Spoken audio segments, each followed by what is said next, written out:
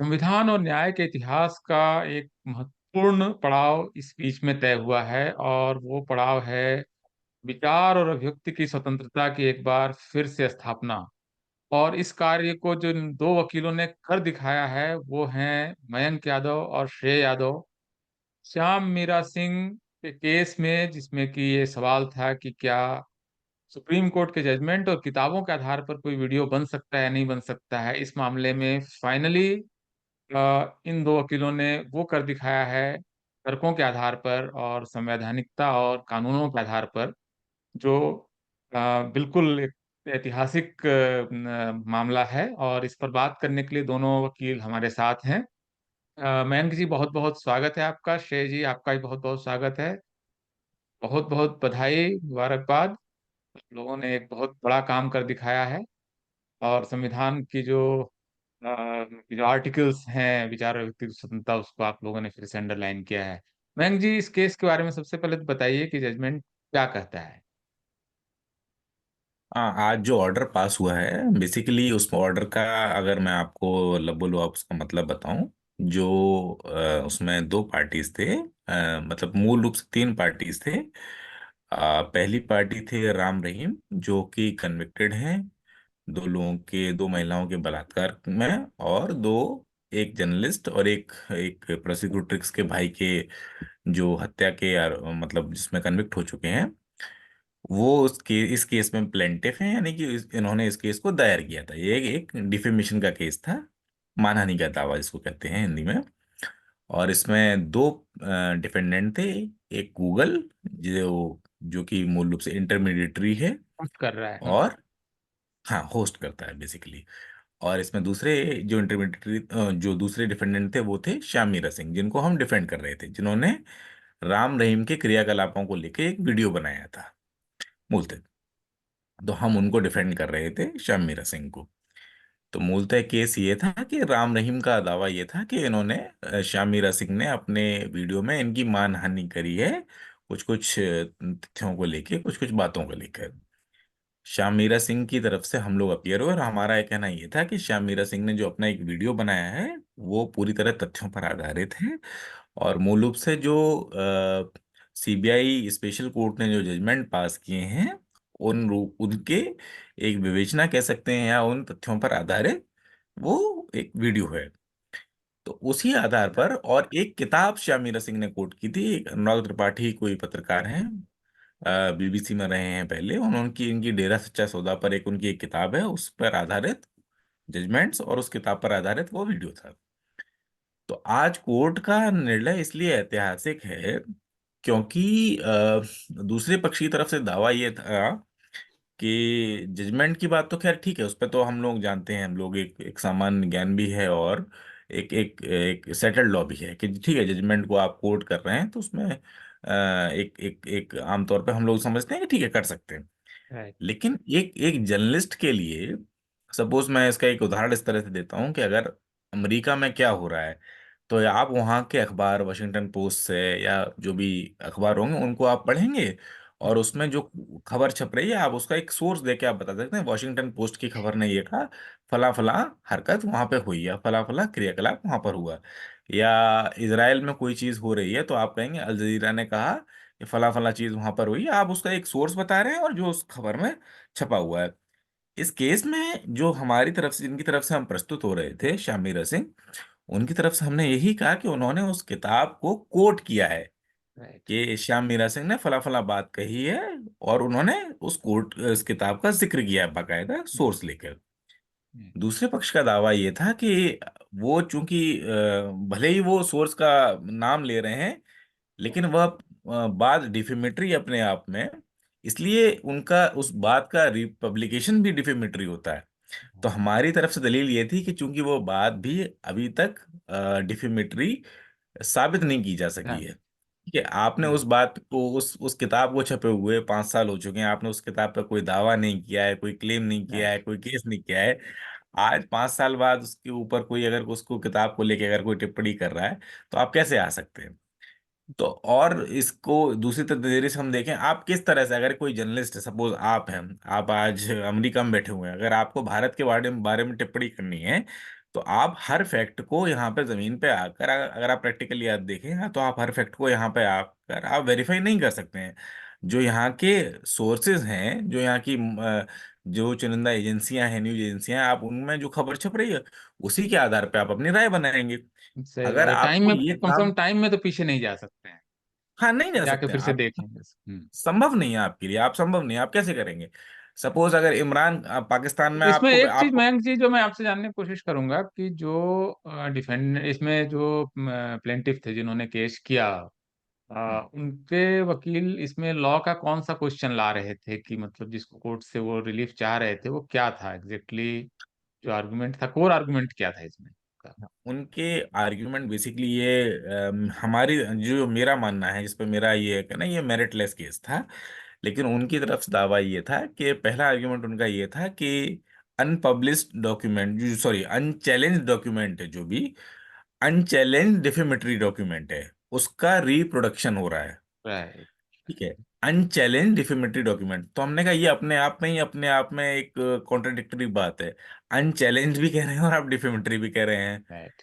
तो एक लिमिटेशन का एक हम्म। पीरियड होता है, आप एक साल के अंदर आप उसमें सूट फाइल कर सकते हैं। सपोज आपने आज बात कही है कोई, अगर मैं आपकी बात को समझता हूँ ये डिफेमेटरी, तो ये मेरे लिए 30 साल तक ये बात नहीं है, मेरे पास में एक राइट। साल का समय है, उस पर मैं सूट फाइल कर सकता हूँ। राइट। 1 साल के बाद में आपने क्या कहा क्या नहीं कहा, इस बात पे मेरा कोई अधिकार ही नहीं है कि उस पर कोई सूट फाइल कर सकूँ।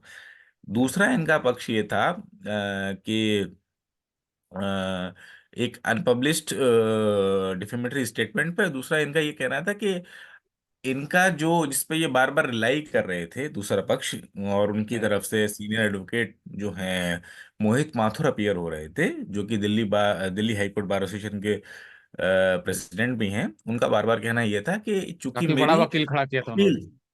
हाँ वो, अगर हाँ कहें जी बड़ा, जी, और प्लीज कंटिन्यू। हम हाँ। लोग तो हम लोग तो बड़ा छोटा इस तरह नहीं, इस तरह से नहीं करते हैं, लेकिन ठीक है, वो बार के प्रेसिडेंट हैं वहाँ के। राइट। तो उनका ये तर्क ये था कि इसमें जो उनकी अपील अभी पेंडिंग है, और ये अपील आने वाली है। हालांकि मैं व्यक्तिगत तौर पे भी कह सकता हूँ, और केस जो मैंने पढ़ा है, मुझे इसके बारे में कोई जानकारी नहीं है कि उनकी अपील कहाँ है, क्या होने वाली, मुझे कोई जानकारी नहीं है। ठीक है, तो उनकी अपील आने वाली है, ऐसा उनका दावा था, मुझे नहीं पता है कहाँ है, कब है, क्या आने वाली है। और इस अपील की वजह से ये ऐसा किया गया है।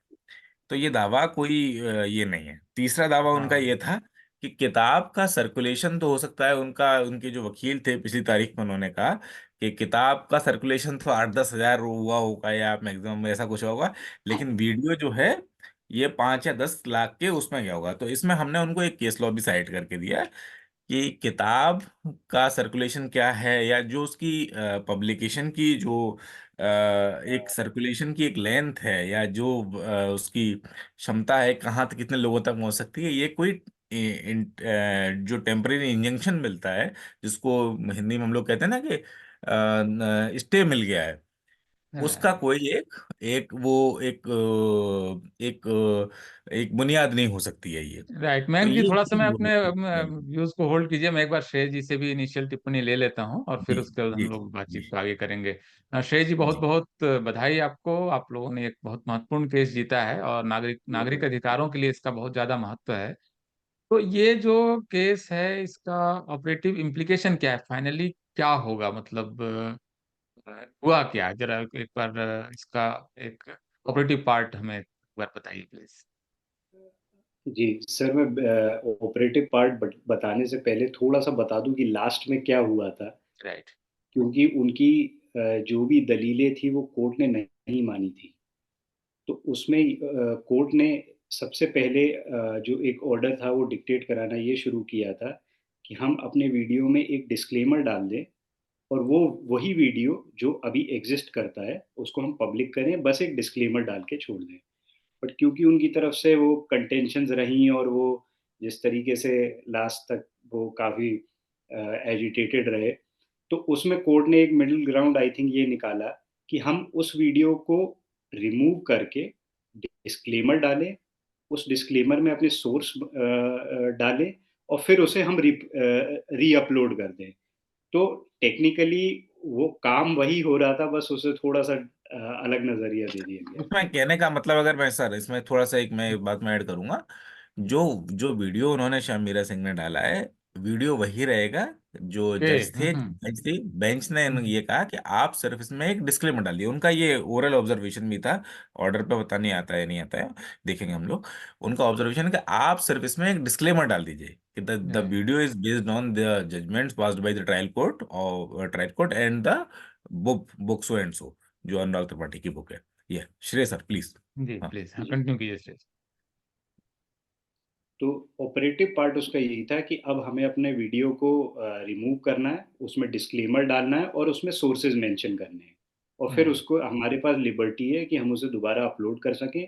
और सबसे अच्छी बात जो उसमें ये हुई कि हमारे पूरे वीडियो में 1 सेकंड का भी कोर्ट ने कोई भी सैंक्शन नहीं लगाया कि इसको हमें म्यूट करना पड़ेगा या एडिट करना पड़ेगा। हमारा पूरा ये का पूरा video as it is upload होगा दोबारा। सर, ये इस चीज को ये मैं, बहुत जो महत्वपूर्ण है। श्रेय कह रहे हैं वो एक, मैं अगर मैं इस पे थोड़ा सा और टिप्पणी करूं, ये यूट्यूबर्स के लिए, और जो जिसको कहते हैं ना इंडिपेंडेंट जर्नलिज्म, जो एक अलग डिग्री का जर्नलिज्म है, जो जो सैटेलाइट चल रहा है इस जर्नलिज्म समय, ये बहुत बड़ी अलग है, बात हो गई है असल में। डिजिटल, सारे लोग, ज्यादातर उसके लोग लिए समाचार समाचार चैनलों से ज्यादा आजकल लोग वहीं से सारे इंफॉर्मेशन ले रहे हैं। तो बहुत इंपॉर्टेंट जी, लोगों के लिए ये फैसला है। बताइए क्या, तो कैसे उसके यूट्यूबर्स को, लिए कैसे यूट्यूबर्स की ये लाइफ को कैसे इम्पेक्ट कर रहा है ये? ये बड़ा बड़ा बुनियादी फैसला है ये। अदरवाइज कोई भी किसी, इस जजमेंट, अगर ये ऑर्डर पास होता कि अगर इस पे स्टे लगता है, तो ये हमारा कोर्ट ऑफ रिकॉर्ड की तरह काम करता है, आपको पता ही है, यस, कॉन्स्टिट्यूशन के साथ। पूरे देश में ही ठीक है। लागू हो जाता है वो। हाँ हाँ। तो कॉन्स्टिट्यूशन की हमारी स्कीम यही है। तो जो एक एक पास करता है, और दिल्ली में कम से कम ये अथॉरिटेटिव वैल्यू होती है, और दिल्ली के बाहर ये परसुएसिव वैल्यू रखता है। ठीक है, बाइंडिंग बाइंडिंग नहीं होता, लेकिन परसुएसिव अथॉरिटी तो रखता ही रखता है। तो रेफरेंस जजमेंट तो होता ही होता है। रेफरेंस जजमेंट होता है, और ये असर करता है।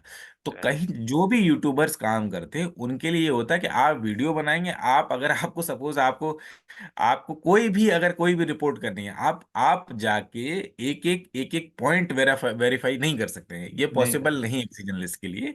एक हम्म। रिपोर्ट करेंगे, सपोज एक्स वाई जेड ने आपके आपके अधीन जो काम कर रहे होंगे, या आपके लिए काम कर रहे हैं एक्स वाई जेड ने, की आपने उसको कोट कर दिया, ये हो सकता है। अधीर में नहीं करेंगे, आपको विदेश की करनी है, आपको स्पोर्ट की करनी है, आप तो बड़े बड़े पत्रिकाओं में आप संपादक रहे हैं, आप समझते हैं इन सब चीजों को। अगर इतिहास कोई में करना है, फिर से जन्म तो नहीं लेंगे ना उसमें 200 साल नहीं पहले कर के। सकते, नहीं कर सकते, आप नहीं कर रेफरेंस सकते हैं। रेफरेंस तो मटेरियल ही होगा कोई ना कोई। रेफरेंस करना है, अब सपोज आपको 200 साल पहले का उठाना है, तो आप कैसे करेंगे? आप वहां पे जाके राइट। आप उठा के करेंगे जो वहां पे लिखा हुआ है, आपने किया है। तो ये एक नजीर बन जाता है, अगर इस पे एक ऑर्डर पास होता, तो किसी भी यूट्यूब एक तरह से गैग ऑर्डर की तरह से काम कर सकता था। राइट। तो ये एक समझ लीजिए कि एक यहाँ से एक बहुत ही एक बचाव का रास्ता निकला है। और जब ये केस डिसाइड होगा, तो मुझे उम्मीद है कि लैंडमार्क जजमेंट एक बनेगा ये आगे जाके।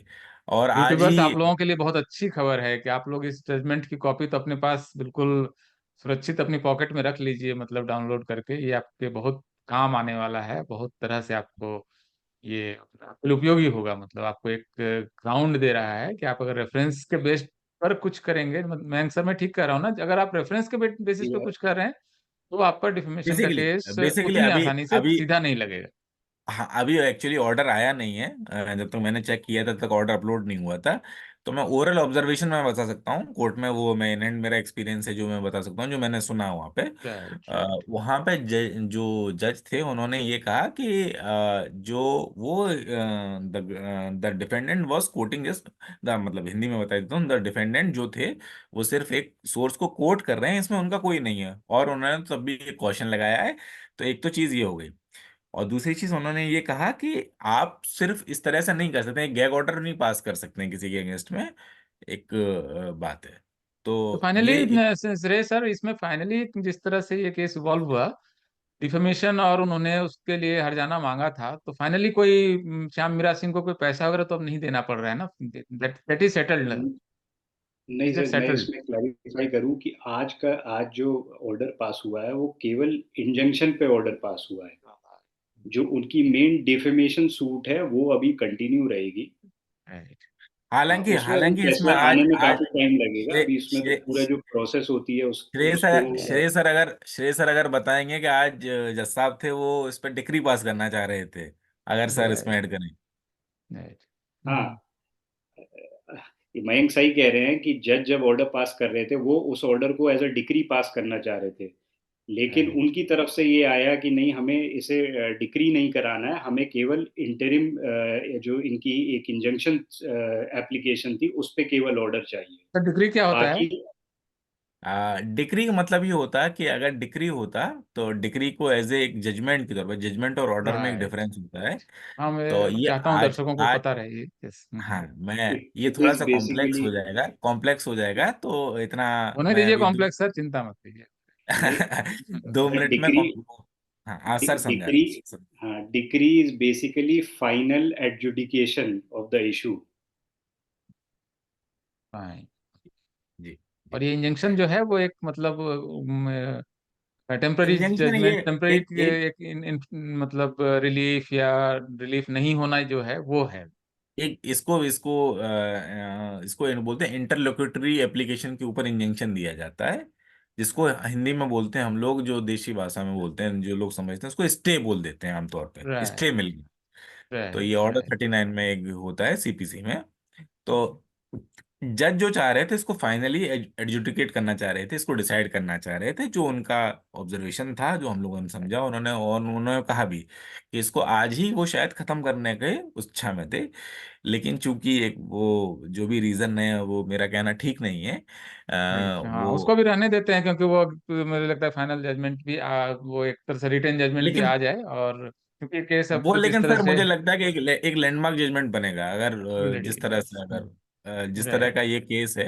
हाँ सर। सर शे अब आज की लीगल स्थिति क्या है? आज अगर श्याम मीरा सिंह चाहें तो उस वीडियो को अब यूट्यूब पे दोबारा डाल सकते हैं क्या? और इसके लिए उनको सिर्फ वो डिस्क्लेमर के साथ डाल सकते हैं क्या? क्या स्टेटस क्या है अब ये इस समय? स्टेटस ये है कि फिलहाल श्याम मीरा सिंह का जो video as of today exist करता है उसको तो उन्हें विड्रॉ करना पड़ेगा, और उसके साथ केवल वो डिस्क्लेमर विद सोर्स ऐड करके वो उसे दोबारा से अपलोड कर सकते हैं। ऐसा कोर्ट ने कहीं पे भी नहीं किया है। कहा है कि उनको अपना कोई भी पार्ट वीडियो का, कोई भी सेकंड या कोई भी मिनट या कोई भी उसका टाइम स्टैम्प होता है, वो उनको रिमूव करना पड़ेगा। You can upload the same video as well, same है वीडियो ना, with disclaimer. With with with disclaimer, disclaimer and disclaimer disclosing the source. and disclosing the source that the video has been the video is based on so and so judgments and so and so book। वो okay, ये इसलिए उनको एक disclaimer डालना है। तो ये actually एक तरह से यूट्यूबर्स के लिए भी है कि अगर वो कुछ कोई वीडियो वगैरह बना रहे हैं और उनको यस। लगता है कि आगे कंटेंशियस हो सकता है या कोई प्रॉब्लम हो सकता है और नहीं भी हो सकता है, तो वो अगर डिस्क्लेमर्स डाल दें तो उनको लीगल पचड़ों से उनको उनकी मुक्ति शायद हो सकती है। जरूरी नहीं है, वो क्या केस टू केस वेरी करेगा, लेकिन जो मैं इन दो विद्वान वकीलों से मैं समझ पा रहा हूँ उसके हिसाब से रेफरेंस कोट कर देना बेटर शायद रहेगा।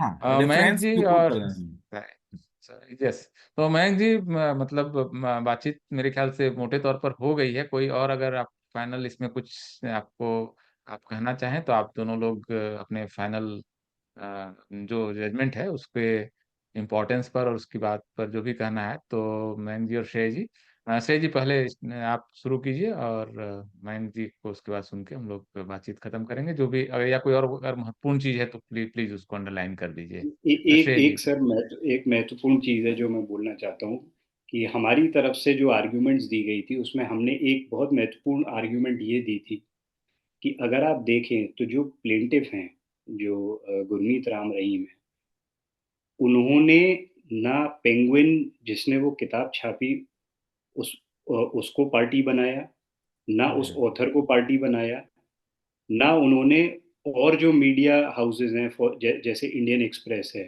या टाइम्स ऑफ हम्म। इंडिया है या अल जजीरा, उसको पार्टी बनाया। उन्होंने एक 28 साल के यूट्यूबर जर्नलिस्ट को पिक किया और उसके ऊपर 2 करोड़ की मानहानि का केस किया।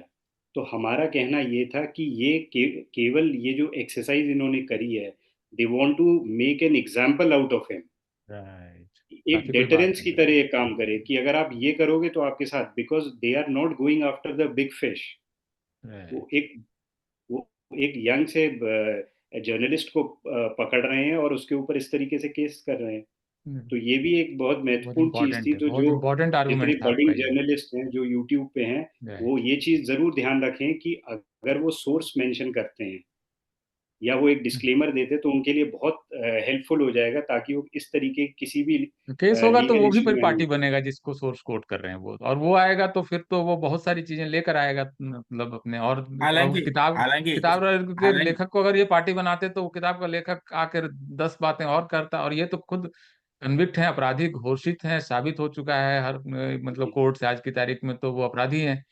तो एक अपराधी हालांकि व्यक्ति। हालांकि इस केस में तो अगर वो उसको उनको जो पार्टी बनाएंगे, अगर तो संभवतः है कि खैर इस पे मैं कमेंट अभी नहीं करूंगा। खैर चलिए रहने हाँ दीजिए, मैं अभी ठीक है। अभी हाँ, मुझे ठीक है, नहीं आपको करना आप चाहिए। फाइनल फाइनल, क्योंकि फाइनल आप comment constitutional final law law के कमेंट विद्यार्थी हैं मैम, एक फाइनल से आपका कि मतलब ये कितना मेरा से इम्पोर्टेंट है, फंडामेंटल मेरा राइट्स से का मतलब ये मामला है, तो जो उसको आप कैसे देख रहे मैं हैं? मीडिया लॉ के बारे में अगर मैं बात करूं, तो जो जर्नलिस्ट हैं और जो खास तौर से जो यूट्यूबर्स हैं, उनके लिए देखिए, आपने अगर आईएमसी में बैठ के पढ़ाई नहीं करी है, किसी जर्नलिज्म के स्कूल में नहीं पढ़ाई करी है, आपको बेसिक लॉ नहीं पढ़ा आपने, ठीक है, एक रोजगार का भी साधन है जर्नलिज्म, एक वो है। तो आपको अगर आपने शुरुआत कर दी है, तो बेसिक मीडिया के नियमों को आपको पढ़ना चाहिए। मीडिया की क्या गाइडलाइंस हैं, क्या प्रेस काउंसिल, क्या पीआईबी की क्या गाइडलाइंस हैं, जो भी आपके ब्रॉडकास्ट एसोसिएशन की क्या गाइडलाइंस हैं, या आपके कोड ऑफ कंडक्ट क्या है, उसके बारे में बेसिक ही सामान्य बेसिक जानकारी है उसको। डिफेमेशन प्रिविलेज के लॉ और मीडिया डिफेमेशन लॉज और ये सब प्रिविलेज पता पता होना चाहिए। डिफेमेशन प्रिविलेज या ट्रुथ क्या है, डिफेंस क्या है, उस पे आपको ट्रुथ एज डिफेंस अगर आपको पेश करना है, या कोई तथ्य रखना भी है सपोज, तो उसको किस तरह से रखना है, प्रस्तुतिकरण कैसा है। जैसे आपकी बात में मैं आपका एग्जांपल दूंगा, तो मुझे लगता नहीं कि कोई जल्दी डिफेमेशन कर पाएगा।